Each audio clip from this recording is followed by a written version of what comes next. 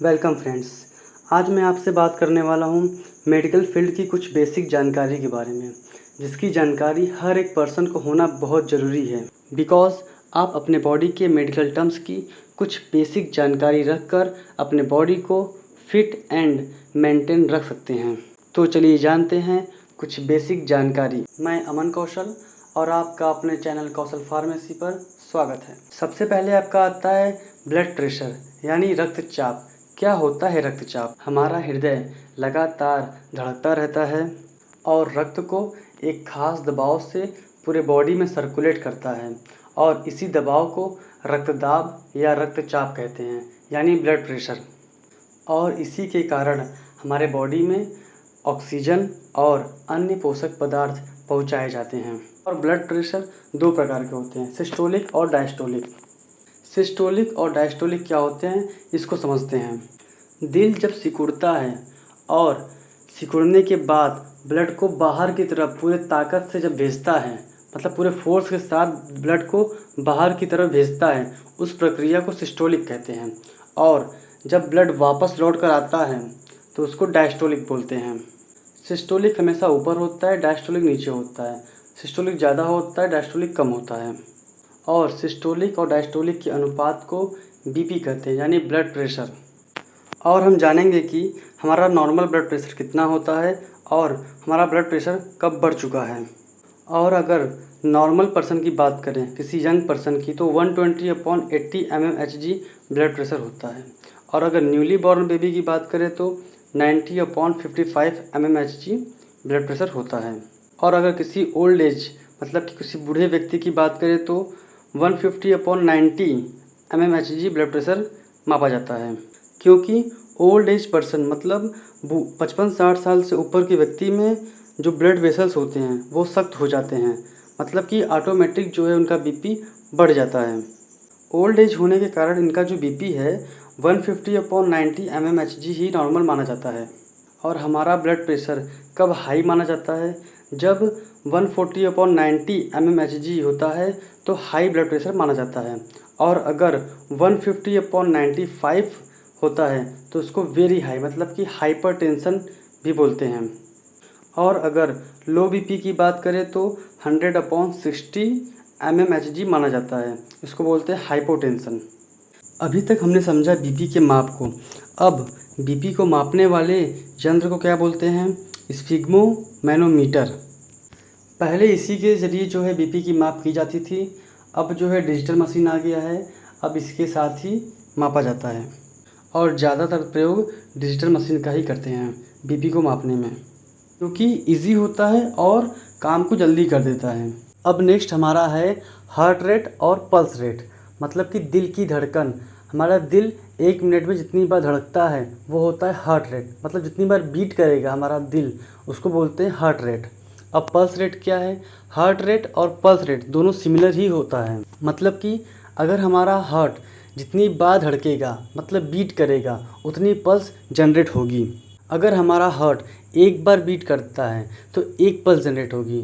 तो इसीलिए heart rate और पल्स रेट को इक्वल माना जाता है और ये किसी हेल्दी पर्सन को मापने का एक अच्छा क्राइटेरिया है। अगर हम देखें एक नॉर्मल पर्सन का हार्ट रेट कितना होता है तो 72 पर मिनट होता है, मतलब कि 1 मिनट में 72 बार धड़कता है। और ये हाई कब होता है? जब 90 से 120 के बीच होता है, तब ये हाई माना जाता है। और अगर आप एक्सरसाइज वगैरह करके या फिर कोई फिज़िकली एक्टिविटी करके पल्स को मापते हैं तो आपको ये हाई मिलता है, मतलब बढ़ा हुआ मिलता है, क्योंकि अलग अलग सिचुएशन में अलग अलग टाइप का पल्स रेट होता है। अगर एथलीट की बात करें तो उनका तो पल्स रेट 120 के आसपास मिलता है, तो भी उनके लिए नॉर्मल ही होता है। अब हम डिस्कस कर लेते हैं ब्लड, मतलब कि हमारे बॉडी में ब्लड की मात्रा कितनी होनी चाहिए। अगर हम मेल की बात करें तो मेल में फीमेल के अगेंस्ट थोड़ा ज़्यादा ब्लड होता है, मतलब कि 5 से 6 लीटर ब्लड मेल में पाया जाता है। और अगर फीमेल की बात करें तो 4.5 से 5.5 लीटर के आसपास पाया जाता है फीमेल में। और हमारे ब्लड में 3 टाइप्स के सेल्स पाए जाते हैं। पहला है आपका आरबीसी, इसका फुल फॉर्म होता है रेड ब्लड सेल्स। दूसरा है आपका डब्ल्यूबीसी, इसका फुल फॉर्म है वाइट ब्लड सेल्स। और तीसरा है आपका प्लेटलेट्स। अब बात कर लेते हैं कि आरबीसी, डब्ल्यूबीसी और प्लेटलेट्स की मात्राएं कितनी होती है हमारे बॉडी में। तो पहले बात कर लेते हैं आरबीसी की। इसका नॉर्मल रेंज कितना होता है एक हेल्दी पर्सन के अंदर। तो पहले बात करते हैं मेल्स के अंदर। मेल में आपका 5.5 मिलियन के आसपास होता है, और वहीं हम फीमेल की बात करें तो 4.5 से 5 मिलियन होता है। इतना ही एक हेल्दी पर्सन के अंदर आरबीसी होता है। और डब्ल्यूबीसी की कितनी संख्या होनी चाहिए? 6000 से 8000। जो नॉर्मल डब्ल्यूबीसी काउंट होता है 6000 टू 8000। और प्लेटलेट्स काउंट होता है आपका 1.5 लाख से 4 लाख के बीच, जो कि नॉर्मल रेंज की पाई जाती है। अब थोड़ा डिस्कस कर लेते हैं कि हमारी आरबीसी, डब्ल्यूबीसी और प्लेटलेट्स की संख्या कब घटती है। कौन सी ऐसी बीमारी है जिसमें हमारी आरबीसी, डब्ल्यूबीसी संख्या घट जाती है। तो पहले बात कर लेते हैं आरबीसी की। आरबीसी की संख्या आपकी कब घटती है? जब आपको मलेरिया होता है तब आपको आरबीसी की संख्या घट जाती है, और ये मेल फीमेल में अलग अलग होता है, जो कि सभी को मालूम होना चाहिए कि मेरी आरबीसी की संख्या कब घटती है। और डब्ल्यूबीसी की संख्या कब घटती है? जब किसी व्यक्ति को एड्स हुआ होता है तब डब्ल्यूबीसी की संख्या घट जाती है।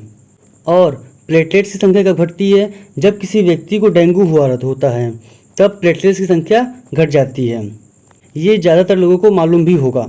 मतलब कि जब किसी व्यक्ति को डेंगू होता है तब उसका प्लेटलेट्स जो है 1.5 लाख से भी कम हो जाता है।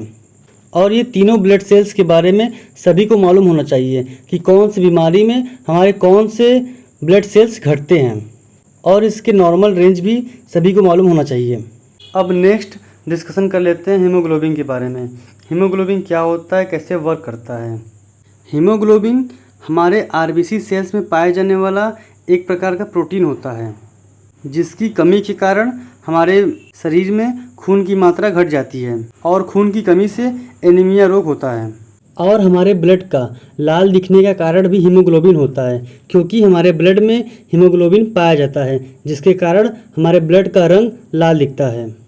अगर हम हीमोग्लोबिन की रेंज की बात करें तो एक मेल पर्सन में हीमोग्लोबिन की नॉर्मल रेंज होते हैं 13.5 से लेकर 17.5 ग्राम प्रति डेसीलीटर। और अगर वहीं हम फीमेल की बात करें तो 12.5 से लेकर 15.5 ग्राम प्रति डेसीलीटर होता है। और एक ध्यान देने वाली बात, हमारे बॉडी में 3 तरह के सेल्स पाए जाते हैं। पहला है आपका आरबीसी, दूसरा है आपका डब्ल्यूबीसी, तीसरा है आपका प्लेटलेट्स। तीनों का वर्क करने का तरीका अलग अलग होता है। जैसे आरबीसी जो है आपका ऑक्सीजन को कैरी करता है। हमारे बॉडी में जहाँ पर ऑक्सीजन की ज़रूरत होती है, नीड होता है, वहाँ पे ऑक्सीजन को सप्लाई देता है। और डब्ल्यूबीसी हमारे बॉडी को इम्यूनिटी देता है, मतलब कि हमारे बॉडी को बूस्ट करता है। और वहीं प्लेटलेट्स जो है आपका ब्लड के क्लॉटिंग में काम करता है, मतलब कि जिस जगह से हमारा ब्लड बॉडी से बाहर निकलता है, मतलब चोट लग जाने पर या कहीं कट लग जाने पर हमारे बॉडी से जब ब्लड बाहर निकलता है तो उस ब्लड को रोकने के लिए प्लेटलेट्स हमारे बॉडी में क्लॉटिंग का काम करता है, ब्लड का थक्का बना देता है, जिसके कारण ब्लड बाहर नहीं निकल पाता। अब हम बात कर लेते हैं बीएमआई की, मतलब कि बॉडी मास इंडेक्स की। ये भी बहुत ही इम्पॉर्टेंट टॉपिक है, जिसकी जानकारी आप सभी लोगों को होनी चाहिए। बॉडी मास इंडेक्स जो है हाइट और वेट के अकॉर्डिंग निकाला जाता है। मतलब कि अगर आपको किसी पर्सन का हाइट और वेट मालूम है तो आप उसका बॉडी मास इंडेक्स मतलब बीएमआई निकाल सकते हैं। इसका एक फार्मूला होता है BMI equal to weight upon height.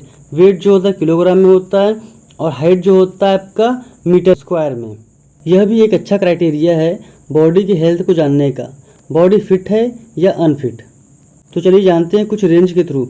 अगर हमारे बॉडी का बीएमआई 18.5 से कम आता है तो मतलब कि हम अंडर वेट हैं, और अगर 18.5 से 24.9 के बीच आता है तो मतलब कि हमारा जो वेट है बीएमआई का वो नॉर्मल वेट माना जाता है, और अगर 25 से 29.9 के बीच है तो हम ओवर वेट हैं।